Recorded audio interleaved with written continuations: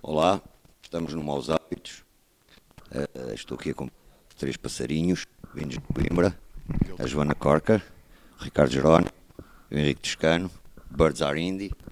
Que hoje, quinta-feira, 26 de março, atuam aqui no Maus Hábitos no lançamento do seu sétimo álbum, Stone of Madness. Que pedra é esta, Ricardo?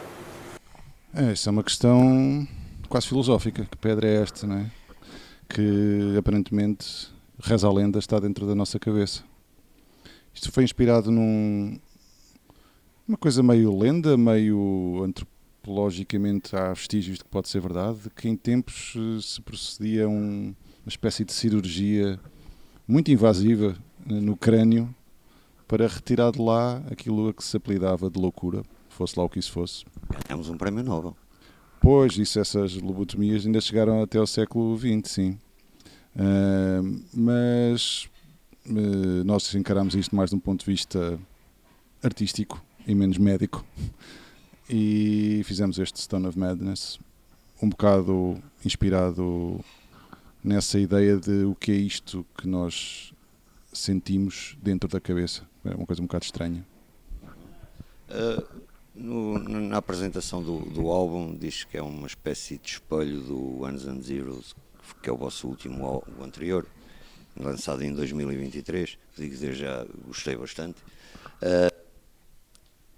Expliquem isso um bocadinho, esse espelho entre o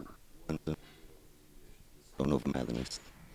Esse Ones and Zeros, nós na altura quisemos que ele marcasse um bocado uma diferença de tudo o que tínhamos feito para trás, e acho que conseguimos em 2023. E com este disco queríamos, em termos de som, em termos de coerência da imagem, dos videoclipes, do próprio conceito do álbum, quisemos que ele fosse uma espécie de gêmeo do outro, funcionassem assim dualmente, quase como se este já estivesse pensado quando fizemos o outro, que não é o caso, não estávamos tão à frente, mas fizemos este um bocado em função do outro também, e um bocado isso que queríamos transportar para o disco, em termos de som, em termos da maneira como os instrumentos que usamos, a abordagem de gravação que tivemos e de composição, e depois também em termos de lírica e de conceitos, um bocado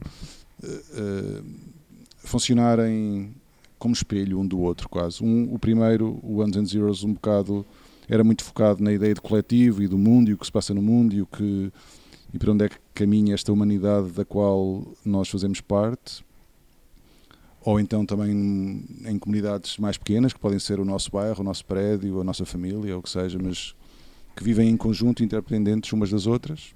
E este disco é mais uma coisa mais, é um disco um bocadinho mais individual, mais mental.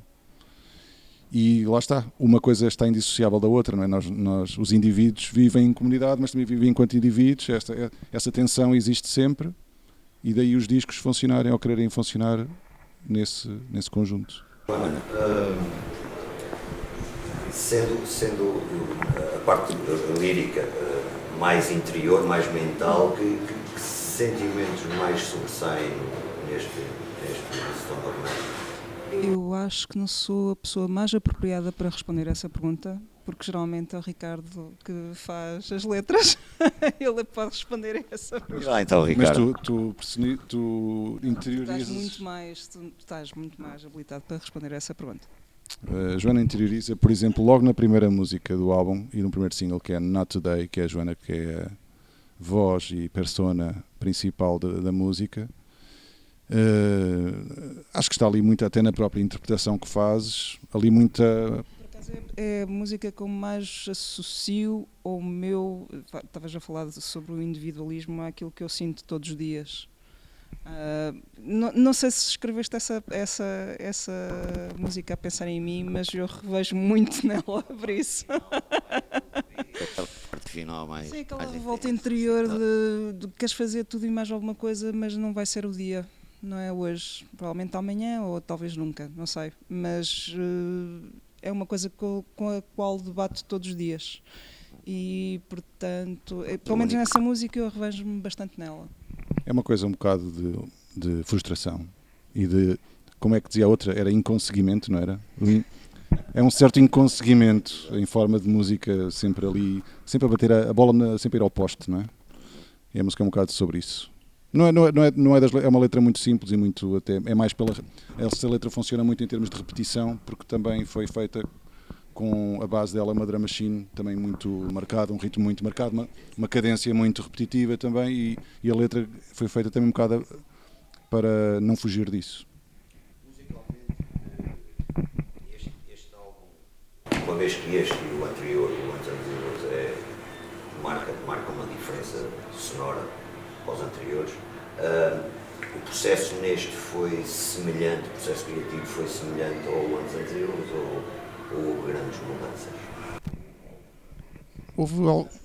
Foi um bocado de continuidade, mas houve algumas mudanças, porque este disco foi gravado num estúdio em casa, um estúdio no sótão do Toscano, portanto. Portanto, Foi. O Toscano é o mais indicado para falar sobre isso. Chatearam-te mais vezes?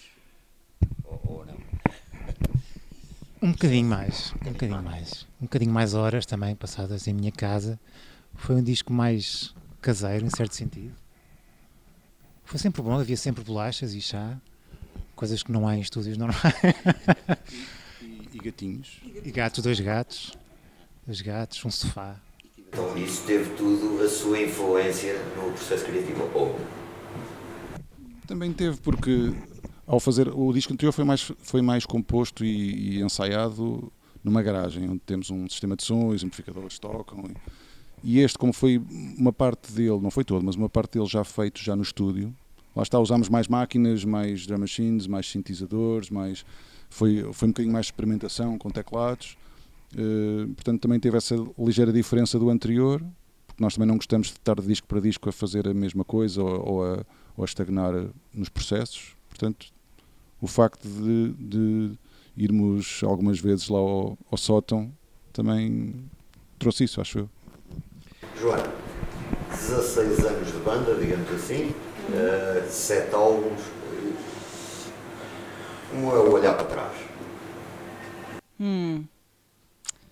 Olhar para trás. Consigo tocar relativamente melhor. Não me engano tanto, embora hoje acho que devo me enganar algumas vezes, porque já não tocamos há algum tempo ao vivo, desde setembro. Esse orgânico faz falta ao vivo ou não? Sim, não seja exagerado. já aquele bichinho já sente ali um bocadinho de falta, mas uma pessoa quando já não toca há algum tempo, é quando regressa, quando volta àquele ramo-ramo, custa um bocadinho mais. Mas 16 anos, pá, o primeiro concerto éramos só nós os dois, uma guitarra acústica, uma pandeireta e pouco mais.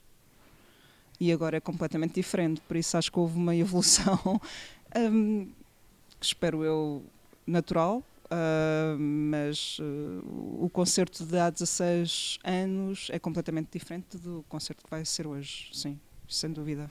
E este The Stone of Madness foi de alguma forma já pensado para o palco ou isso foi um processo posterior? Ou as músicas por si valem logo para o palco? Estas músicas foram feitas já um bocado com a experiência das músicas anteriores ao vivo, do disco anterior ao vivo. Como nós sabíamos que queríamos fazer estas músicas um bocado na mesma linha, embora com coisas novas e experimentações novas, já sabemos mais ou menos com que contar. O anterior é que foi um salto maior para nós em termos de adaptação.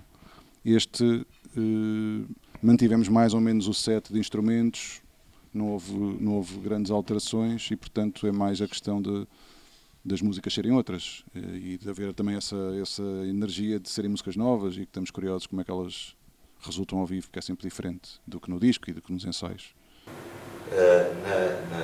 Nesta evolução que tiveram nestes 16 anos, nestes 7 álbuns, e é assumido por vocês que musicalmente quiseram também mudar, posso deduzir que vocês pensam que este é o vosso melhor álbum?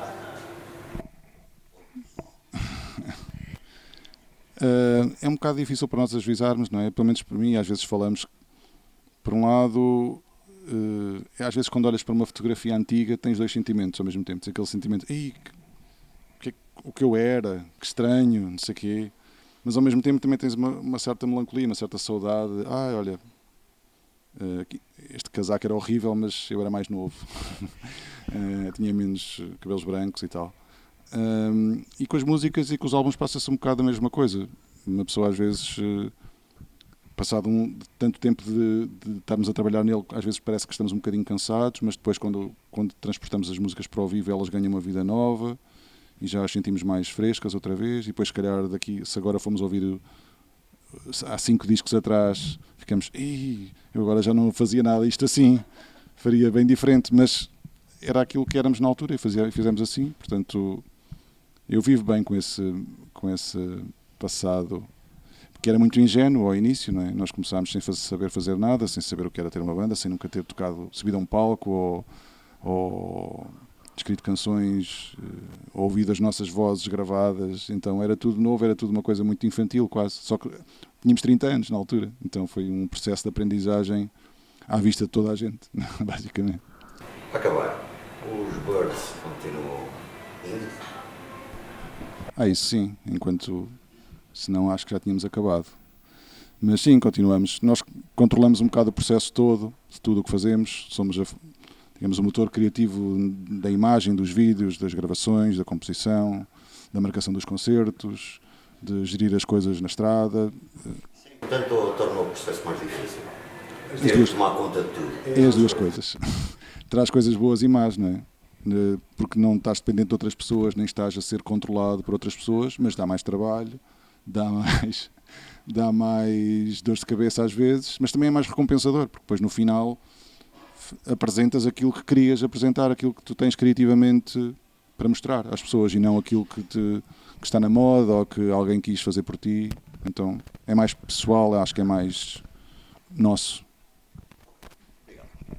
Não se esqueçam, Stone of Madness, o 7º álbum dos Birds Are Indie, amanhã, 27 de março, já está aí disponível para vocês ouvirem, comprarem e partilharem.